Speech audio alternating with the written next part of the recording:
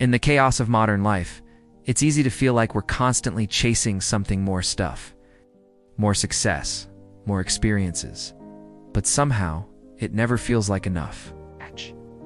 Japanese minimalism offers a quiet rebellion to this way of living. It doesn't scream for attention. It gently invites you to slow down, to pause, and to see the beauty in having just enough. This lifestyle isn't about depriving yourself. It's about making space. Space for peace, space for joy, space for the things that truly matter. Imagine waking up in a room that doesn't overwhelm your senses. No clutter, no chaos, just calm. That's what Japanese minimalism teaches us. Your environment mirrors your state of mind. Every item in your home becomes intentional, a reflection of who you are and what you value. The power of this philosophy lies in its simplicity. It's not about changing everything overnight. It's about taking one small step, clearing a drawer, donating a few things, or simply sitting in a quiet, empty space. In that stillness, you'll find yourself again. We often think of gratitude as something we feel for people or big life moments. But what if it started right where you live, with your surroundings, with your belongings? In Japanese culture, every object is treated with reverence. That worn-out teacup, the well-used sweater, the chair you sit in every day, each holds meaning. When we disrespect what we own, when we hoard or neglect, we unknowingly add weight to our lives. But when we care for what we have, we create harmony both inside and out. Start small. Choose a drawer or a shelf. Ask yourself, do these things bring me joy? Do they serve a purpose in my life today? If not, thank them and let them go. This simple act of release is more than just tidying, it's healing. You're telling yourself that you deserve a space that supports you, not one that drags you down. And when you begin to treat your things with care, something shifts. Life becomes lighter.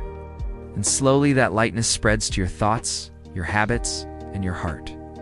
We all carry things we no longer need: clothes that don't fit, gadgets we don't use, memories we're afraid to let go. But what if those things are quietly stealing your peace? Japanese minimalism gently asks us to reconsider. Does this still serve you? Not everything you own should stay. And not every emotion or attachment deserves space in your life forever. Letting go isn't failure, it's freedom. There's a quiet kind of courage in deciding that enough is enough. You don't need to keep things just because they were expensive, gifted, or once meaningful. You're allowed to evolve, and your space should evolve with you. Clearing clutter is like clearing emotional fog. Suddenly you can see again what you love, what matters, who you are becoming. And no, you don't need to toss everything out. You just need to begin. With one object, one shelf, one thought. Then, watch how much lighter your life becomes. Not because you have less, but because you finally have room to breathe. Have you ever stared at a closet full of clothes and felt like you had nothing to wear? That's the paradox of abundance. It can paralyze us. In contrast, Japanese minimalism teaches us that simplicity is power. Fewer options don't limit us, they liberate us. When your life is stripped of the unnecessary, what's important rises to the surface. Decisions become easier. Your focus sharpens. Your mornings become peaceful rituals instead of stress-filled chaos. Start with something simple like your wardrobe. Choose items you truly love, that fit comfortably, that feel like you. Let go of what doesn't. Then watch that clarity spill into other areas. Your kitchen, your calendar, your relationships. In fact, the less noise we carry, the more clearly we can hear the whispers of joy, purpose, and peace. Simplicity is not emptiness. It's fullness, just not the kind we're used to chasing. In a world dominated by screens, fluorescent lights, and concrete jungles, our connection to nature has become distant. Yet Japanese minimalism reminds us of something ancient and true. We belong to the earth. And when we bring the natural world into our homes, even in the smallest ways, it brings us back to ourselves. A potted plant, a wooden table, a small flower by the window, these aren't just decorations. They're reminders of growth, stillness, of life. Nature softens us. It asks nothing and gives everything. Place your hands in soil, water a plant, watch it grow. It grounds you. In Japan, even a single bonsai can symbolize harmony and patience. That's the beauty of minimalism rooted in nature. It doesn't shout, it whispers. It says, slow down, breathe, look around.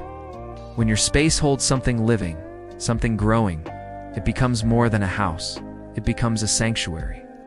And maybe, just maybe, you'll begin to feel alive in new ways too.